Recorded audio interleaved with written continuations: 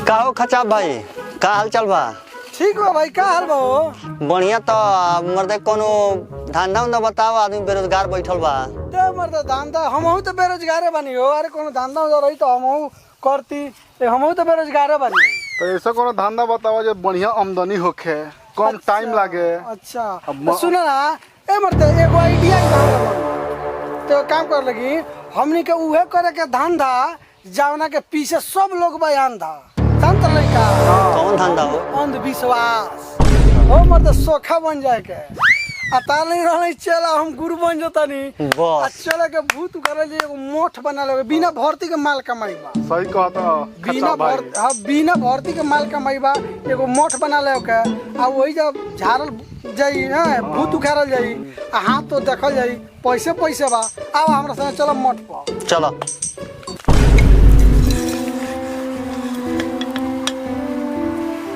करे खाली ते खा के गदैबे करबे, पूरा जवानी तो खाते पीते में गुजर जाई कि कबो कोनो के बापो बनो।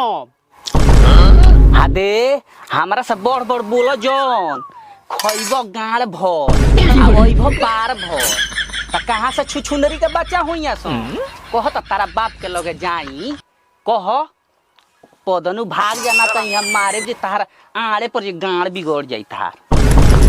भोसरी ज्यादा बोलबे का रे? हमरा बाप के लगे जीबी, हमरा बाबू के लगे चल जो जो जो जो भोसरो तू नाही। 4 साल बियाह भइले हो गइल, अबले हमरो आगे पीछे नुनु मुनु भइल रहत सुन। भोसरो तू नाही। आ चुनुर मुनुर कहां से खेली है सो? कहां से कोह तानी कोनो ओझा सूखा के लगे ले चले के तो तहरा बुझाता कि हौ लेके भाग जाई, हौ लेके भाग जाई। तोरा मन में तो इहे नु रहता। हमरा नहीं लाज लागो, कितना साल से हमरा के मेहरारू कहतारी सो जे एगो छुछुनी के बच्चो ना भई ते ओइसन ना रहते तेननिया होई। रे दोगली, ते ओझा सुखा के लगे जाके कहतारी 24 घंटा तोरे साथे दिन रात मेहनत कइले बानी, अभी तक ले एगो बच्चा ना भइल। आ तू भोसरो कहत ओझा सुखी के लगे लेके जाए के बा। ना ना ना ना, हम तो ना लेके जाए, काहे से नाम रही हमार आ काम करी बहन चोदवा सोखा। हम कहां लेके जाए? ते ना ले चलबे? ना ना ले चलबे ना। हां ते हमरा के ना ले चलबे? हम कमती परेशान बानी रे, हम कमती परेशान बानी रे भोसरी। तोरा के हॉस्पिटल दिखा देब आ सुई लगवा देम आ सिम डलवा देम, लेकिन बहन चोदवा मौगा ओझा सुखा के लगे हम ना लेके जाए। मौका ओझा के लगे ना ले जाइबे? ना ना तो तेम घर में आज ही रहबे, आ ना तो हम ही रहे, आ ना तो तोरा ओझा के लगे ले ये चले के पड़ी। हम ई दुख अब ना सोहे। भोसरो तू नाही। चल चल लेके चल चल। हम तो जानते बानी कि ते भोसरी कहीं उड़हर जो कि हमरो पेट के पानी पच जाओ, काहे से कि तोरा सब बड़ी परेशान बानी।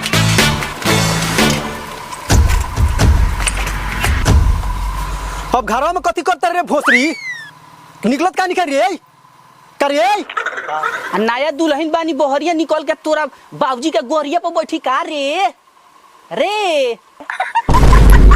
हां ते तो ठीके कहता रे, काहे से कि सामने बहन चोदवा गांजा पी के बहुत मौका घूमत रह।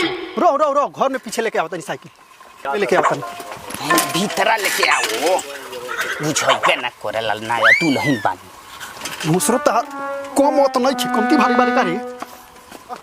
भोसरी कमती भारी बिया आ सुखवासल बारू।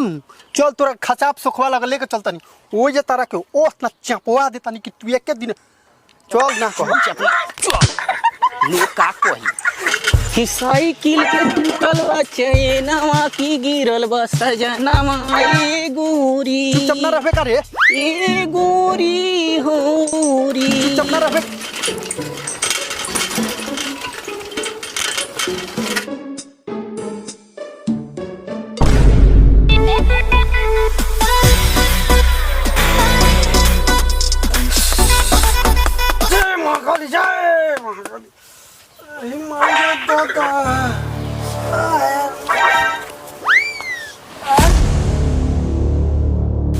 चला बैताली बाबा तो मौगा लागल।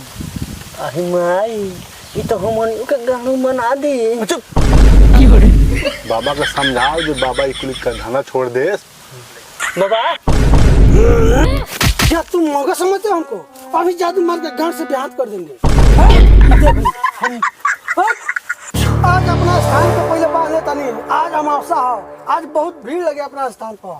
बैठक बनी पानी अपन सिवान पूर्व बानी पश्चिम बानी दक्षिण बानी उत्तर और यही संगे पाना तनी दोनों चालवल के छूटता। बाबा नमस्ते प्रणाम गोड़ लगा तनी काहे चूतर बाना तनी एकनी के हम चूतर कैसे बाना तनी कि एकनी के पात के तंज से हमार कोई को पूजा विध्वंस हो गई। देख ले बबुआ बाबा ऐसा लड़ा जिंदगी में हमार बियाह नहीं खे का एथी बात दिक्कत तो सबसे बड़हन इहे बा कि हमारा हे मठ पर मर्दाना के आइल अलाउ नहीं खे।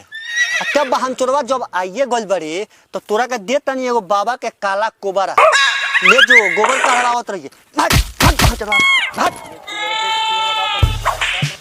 चल साइकिल तो ओने ऐसा जगह लगेले बन से पता ना बहन चोदवा रही कि कोनो उठा ले जाई। अरे बाप रे बाप, ई तो बहन चोदवा बुझाता कि कोनो मठ ना हो। ऐसा जगह बा कि हमरा सोके बा ओइ पर चोली ना चुपचाप होने से जे वहीं से गौरहा से भगवानपुर से तोरिया से दोनियाड़ी से ढेर लोग आवेला बर बर बुलत रहिले। अच्छा चलो भोसरू अगर जो कोनो ऊंच नीच होई न त मार के वजनी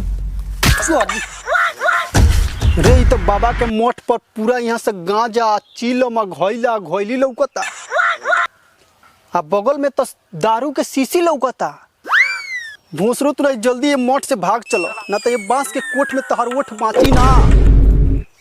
उ सब ए जग रहेला ऐसन ऐसन बाबा लोग के तो हम पी घाले दुनिया भर के हम लिए जाके एने उने गोइल बनी देखौले बनी। चलो चलो चलो बहुत नहीं भोसरी काहे इतना बेचैन किया।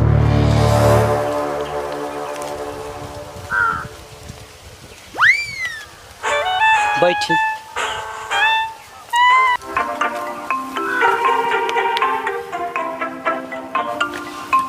गोल लगे बाबा खुश रहे बच्ची।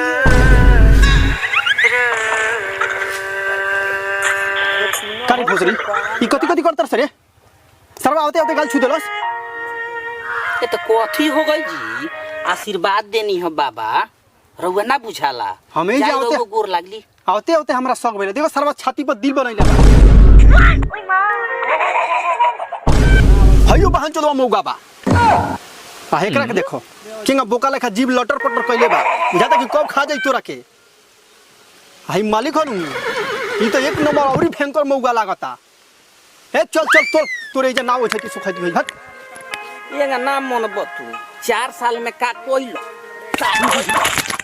का कोइल बा हां जब भेजा आई बनी बाबा के लगे अब भूखे वाला बा तो तारा तेजी लागोई पदल नहीं भाई बाबा एकरा बात के रहुआ का ले देले बानी एकरा से तो 4 साल में कुछ भइल होइल ना।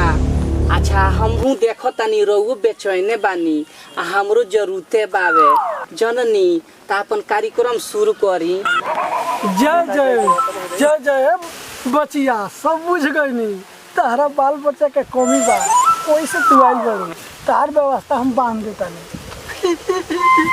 ये बाबा ढेर दिन संबंध तो जोगा के रखले बानी रउआ कहे तो हम पढ़ दी चल भाई अच्छा ए बाबा रउआ आराम करी कहीं नहीं कर काम हम ही कर दी। सारे तो बोलला में तो सारे मंत्र पढ़ी लो। देख लेलु भोसरी ए जाओ खाती ओइ बेरा से उताइल रहले बिहान से आ केंगा उल्टा सीधा ओकनी के नजर लगैले बड़ा से तोरा पर। बैजी चुपचाप रही यही कुली होलाई अच्छा ना करलो जानी मंठ ले पर उल्टा सीधा ना जानी ले अगर हमरा मेहरारू के साथ में कोनो उल्टा सीधा भइल त सारा के मठ पर गांड में लुगा लगा कर जराते हम। कुछ ना होई लबर लबर बोलत रही ए चला अरे ऐसा गड़बड़ सड़बड़ ना होला। अरे हम लाइसेंसी सोखा है। अरे तू शांत रहो सब काम हो जाए। चला चला आप कार्यक्रम शुरू करो चला सीधा होगा तनी सीधा हो जाता है जा तब अपनी। अरे तनी चाउर लो अच्छा लो तनी मुट्ठी बांध लो। सब गांव के रौनवा के दवाई गांव के भानवा के दवाई गांव के भटियारवा के दवाई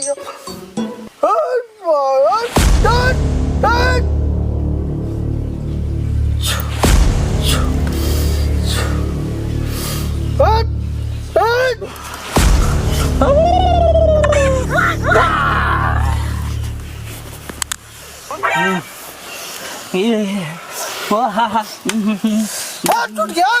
अब बताओ सही से आओ।